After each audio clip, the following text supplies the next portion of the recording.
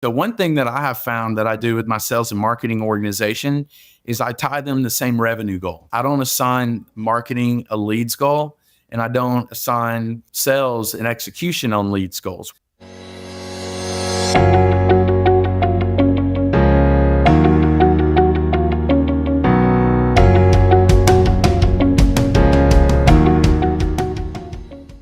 Hello everyone and welcome again to Revenue Insights. I'm delighted that today I am joined by Brady Holcomb. Brady is the CRO at a company called Matium. Brady, thank you so much for joining us today. No, thank you so much for having me. I've been an avid watcher of your channel for a while now, and I really find it high value, so thank you. Very good. So normally we like to start by understanding a bit about your history and how you got into the role that you're in. So maybe you could kind of give us a quick whistle-stop tour through your career. Yeah, well, Guy, I think I'll start probably a little bit differently than most of the people that you interview.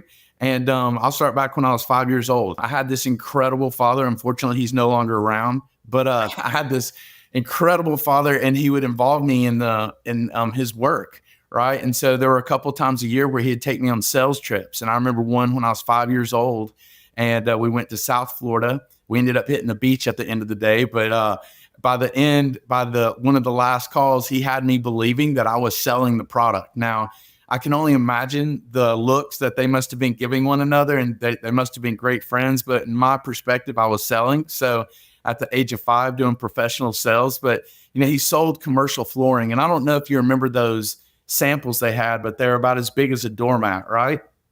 And when he would get those discontinued, he would pile them up in the garage. And at the age of 5, I'd put them in my little red wagon, and I would take them door to door in Jacksonville, Florida, and I would sell them for 25 cents a piece. So my sales career started early. I've always loved it. It's always been fun. And then I didn't realize that there was some differentiation between me and others until I got into more of a professional setting, such as Bell South, and then ended up being fortunate enough to finish, be a top 1% performer, do the President's Club trip multiple times. And then they made the horrible mistake of putting me into leadership, right? So just because you can perform as an individual contributor certainly doesn't mean those traits translate well over to being a sales leader. So that was a very interesting learning experience. Then I was extremely lucky. One of the past VPs at Bell South went to work and become the SVP of sales at PGI, and recruited me to come and run a division. It was the first time I'd be a director, and I went over there to get a taste of SaaS, right? And walked into an existing team of 6 people. And this was a great learning opportunity. But the thing that was really great there is I stumbled across a book called Sales 2.0, who was co-authored by a wonderful woman named Annika Seeley. And this book was about driving proficiency as well as efficiency within the sales model, using technology and really focusing on the alignment between sales and marketing. So that was a great introduction. I became an early adapter of, marketing automation. And I still feel like the company that I brought on as our vendor owes me a lot of money because they learned a lot off the mistakes they made when we were trying to implement their solution. But in theory, it worked well. So that company actually ended up hiring me. That was Silverpop. I went there to be their director of enterprise sales. I started their SMB channel as well while I was there. Grew that to over 20 people. Things were going well. And then I got my first VP offer from Cvion to go in and launch a brand new solution that they had there. And then Cvion got acquired, got very fortunate from a timing perspective. And when I was at Cvion, Guy, this is sort of funny, to Silverpop's dismay, I did not acquire the Silverpop solution, unfortunately, for Cvion. I acquired Marketo's solution because when I was at Cvion, we were always getting destroyed by Marketo. And anyways, I didn't exactly understand why, but I came to find out real quick that Marketo just continued to lower the price until they won the business. So that was their initial go-to-market strategy, which was very effective, of course. But I acquired their solution while I was at Cvion. And then when I took the package at Cvion, Marketo, they offered me a job to run their East Coast hub, right, as their GM and VP of East Coast sales. So launched the office, and that was a great run. Anyways, and it's just it's continued to evolve from there. So that was a great opportunity, though, to continue to be involved in that marketing automation. If there's a theme there, you seem to move on to the supplier that you enjoyed the most. So that's interesting. So obviously we all know the brand Marketo. Talk us through that. So you joined Marketo in what role? Because it was quite early, I understand. Yeah, GM and VP of sales. It was before Adobe acquired them. Yeah, I was going to say, were you there for the acquisition, or had you moved on by then? No, I was there at the acquisition, and then they wanted to move everyone in Atlanta to the Denver hub. And anyways, we had my kids here in the school district, since their conception, basically. So we weren't leaving. That makes a lot of sense. So you mentioned there this idea of aligning sales and marketing. And now I know that's still a challenge for most businesses. Everyone seems to, a lot of the businesses we talk to, one of the big challenges is that marketing's definition of what an ICP is and sales definition tends to be two very different things. So how do you go about, where have you seen success in aligning those and what have you seen the outcomes of that? Yeah, so actually I was just involved in the hiring of a CMO here recently for Matium. And what I do is I look at the traits that are needed in a CMO, and I set up a multiple stage interview process. And within each stage, I look for these skill sets. And then we have them do a final presentation, give them the company information, see what they do in their final presentation, and then make sure that we're all, as aligned as possible from a sales and marketing perspective, as well as other leadership within the company, with them coming in to really set the tone from an expectation perspective. So I think doing a lot of groundwork and setting a solid foundation from the very beginning in the interview process is a fundamental key to making sure you have alignment in such instances as the ICP creation. So we just hired our own new marketing director, and for the first time we used a scorecard, and it was transformational for us. And some of the people I really liked or got on with on the interview weren't necessarily the right people for us. And when we looked at it from a scorecard perspective, it became clear who the right candidate was. So no, I completely understand that recruitment process is absolutely key. But then talk us through this idea of alignment with sales and marketing once they're in and onboarded. How do you kind of keep them all moving towards the same goal and working collaboratively? Yeah, so whenever I hire a CMO, I make certain that we meet 2 times a week, right? And so what I do is I always work my number backwards, and I involve my whole team in creating our GTM, right? So here's our end target, and then what do we need to start doing to break that down all the way from, so we start with the end goal. We go to the ACV that lets us know how many sales we need to make, take our average closing ratio that lets us know how many proposals we need to make. And we just keep drilling down through the funnel until we get to the top of the funnel. And then we're know how many people we need to identify from an ICP perspective. And so I want to make sure during that GTM creation, right, I want to make sure that marketing's involved in that in every step. And it's a very collaborative process. So we have an agreement and alignment from the very beginning. And then I have I meet with marketing twice a week. One of those meetings is just with me and the CMO.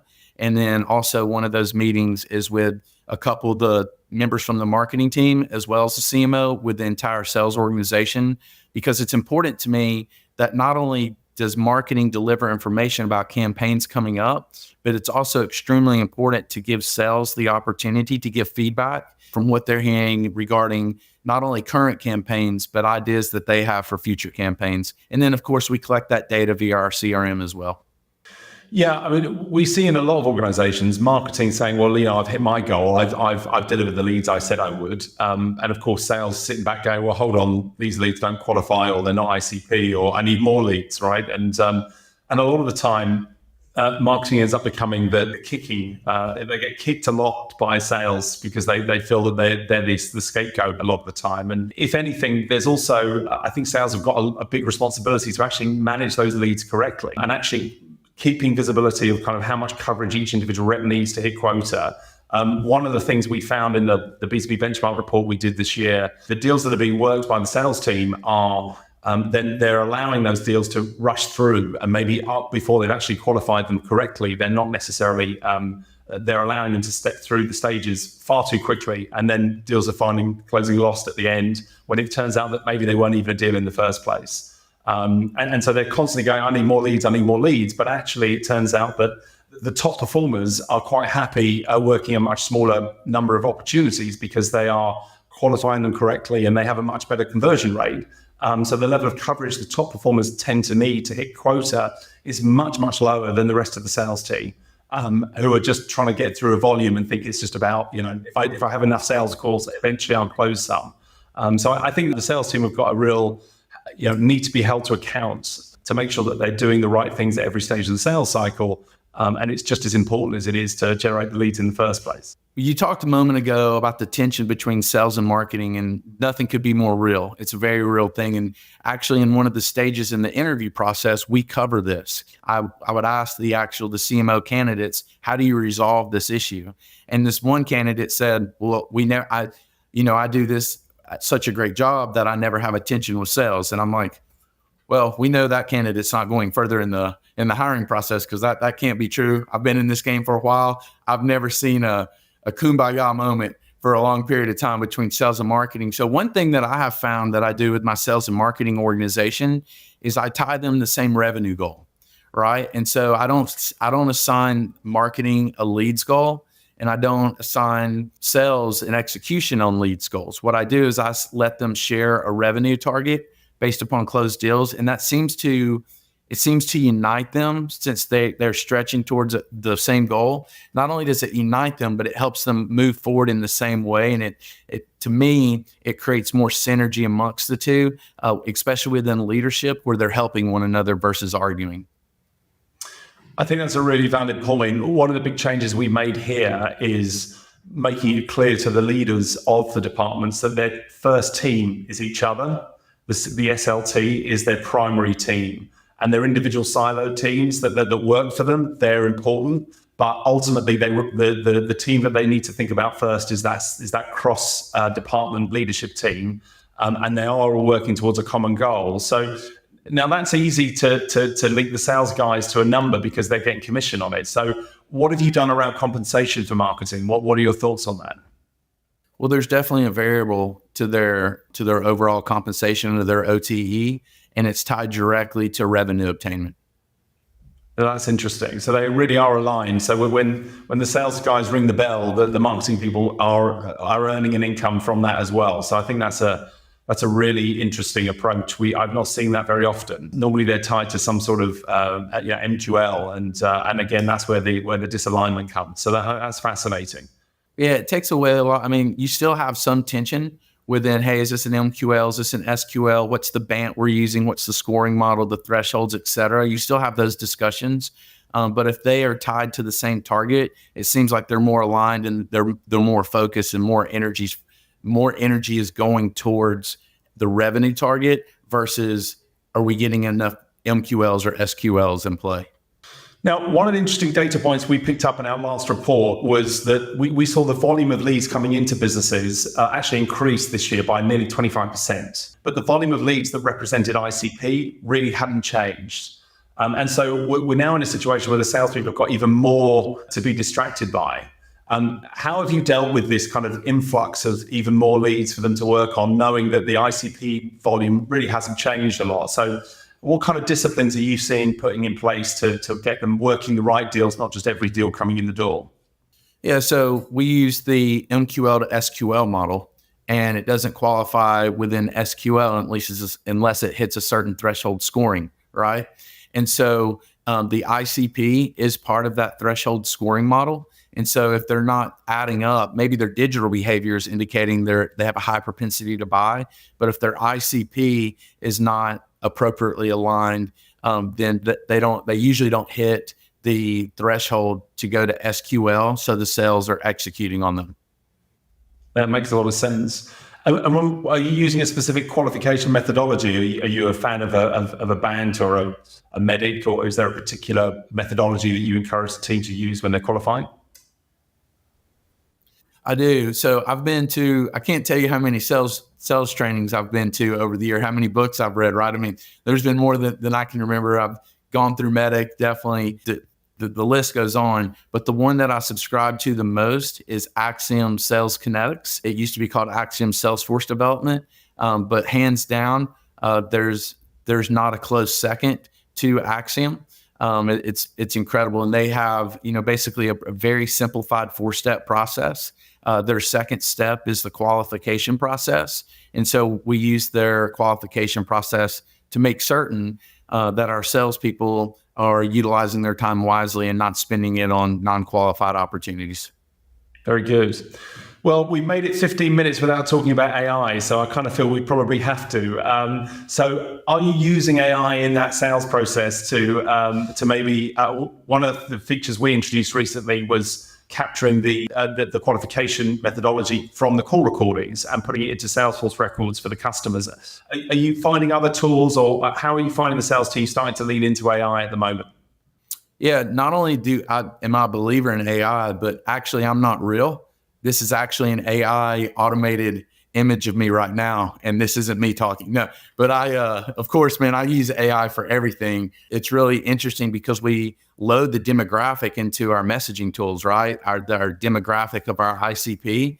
And then we create our messaging based upon what's the highest, most appealing to that demographic. So yeah, we use our AI for scoring. We use our AI for our intervals. We definitely use AI in our messaging, use AI within Gong. So yeah, it's a must play right now. So, Brady, you were talking about Axiom sales kinetics. I'm keen to understand more because it's not something I'm particularly familiar with. I've done all the training on whether it's MedPick and Spice and so on. We've all been on the courses. Getting people to use them after the course is always the big challenge, or at least getting them to record it is a challenge. So talk us through that 4-step process you were talking about earlier and kind of how you go about actually going from theory to actually using it in practice. Yeah, so it's been wonderful because first of all, I encountered it in the early 2000s, right? The type of sales training where you go to a week's long sales training, you're bought in, you have every intention in the world of using it. They give you a 25-pound 3-ring binder. You go back, you put it on top of your cube, and it does nothing but collect dust, regardless of your intention of using it. So I've seen Axiom really go through from sticking with this incredible methodology that they have. There's not anything close to it, to evolving and focusing only on adult learning concepts. And so now their deployment method and how we deploy Axiom is much more applicable and meaningful to the people who are using it, because instead of deploying it all in 1 week, it's deployed via their SaaS platform in small bite-sized chunks, just 15 to 20 minutes each week. And so now the adoptability, right, the buy-in, their ability to execute it, the salespeople that is significantly higher than it ever was in the past. And then so going to their methodology, it really comes down to 4 items, right? So you have prospecting, qualifying, presenting, and then handling and overcoming objections. And so handling and overcoming objections is something I'm extremely passionate about. And within each one of those 4 models, everything is logical, repeatable, and scalable, right? So it's a cookie cutter. You keep applying it.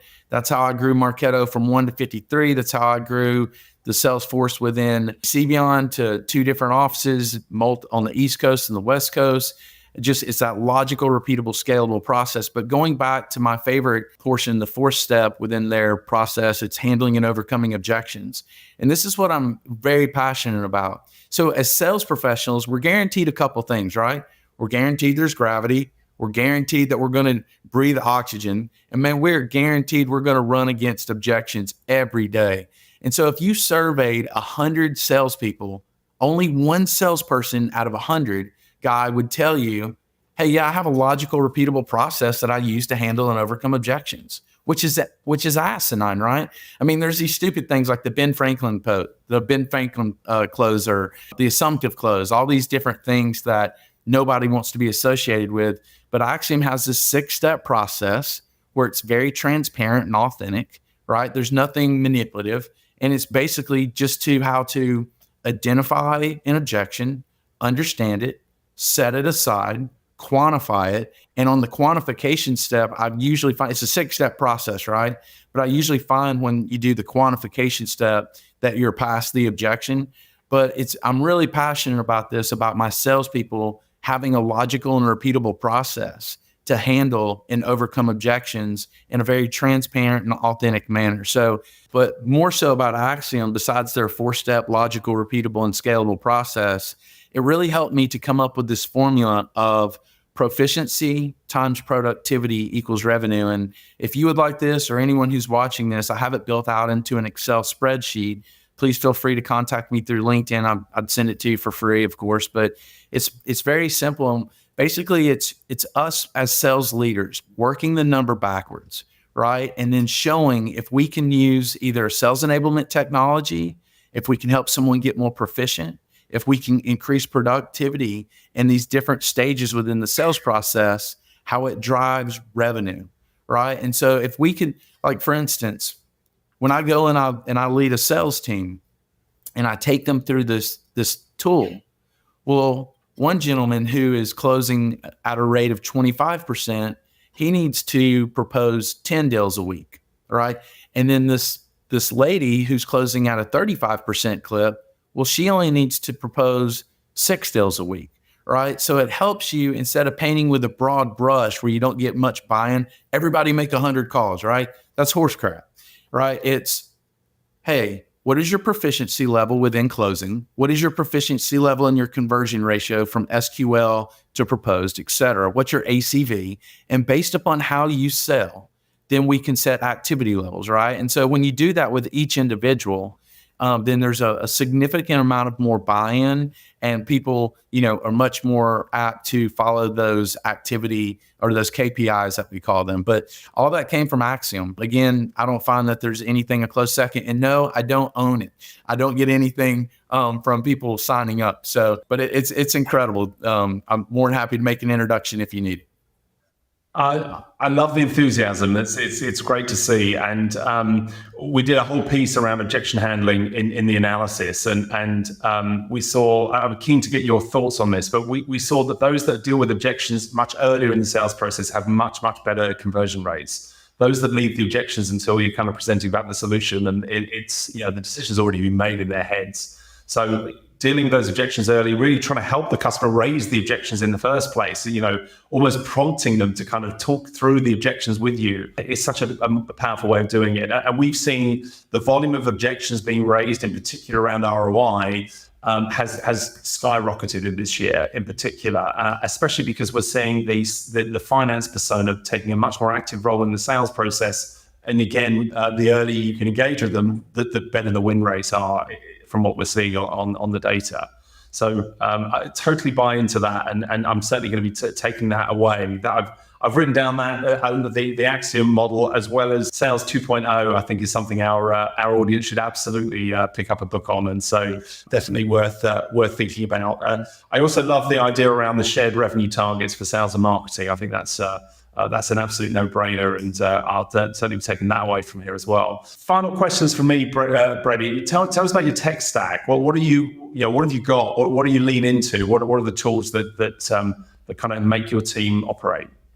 You couldn't be more right in regards to discovering objections earlier in the process and asking those tough questions. So many salespeople are scared to ask that. They want to pretend that these objections aren't really there in hopes that they get the seller for whatever reason. But actually there's data behind that, guy, what you were saying, because we do something called information objectives, right?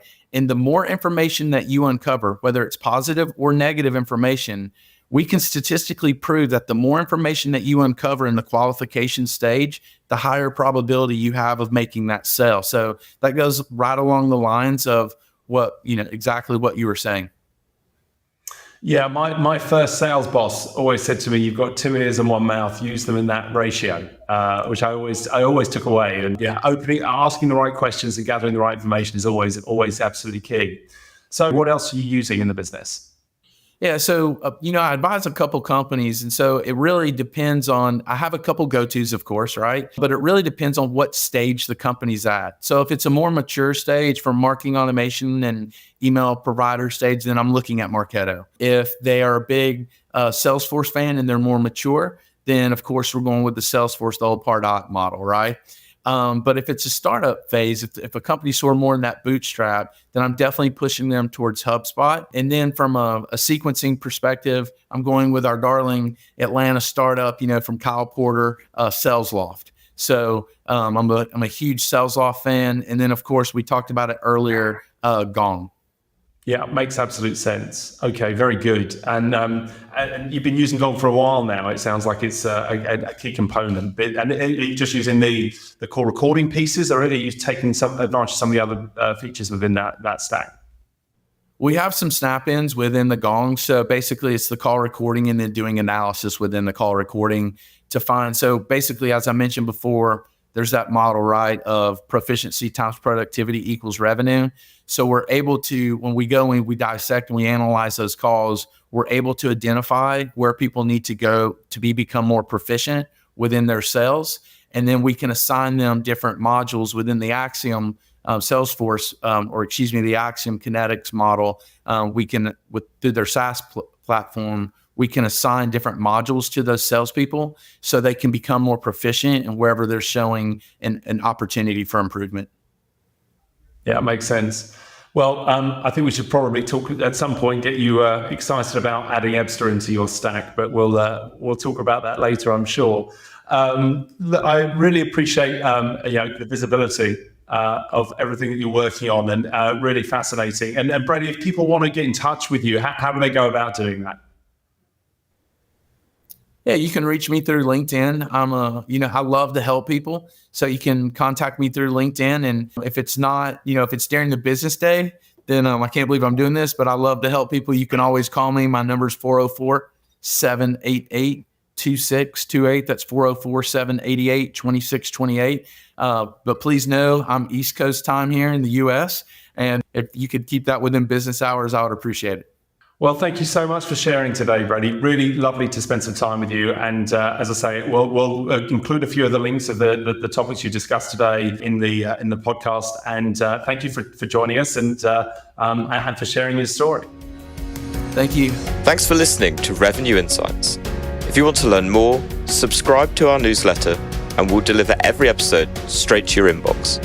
If you have any questions, feel free to connect with us on LinkedIn. Our links will be in the episode notes. See you next week.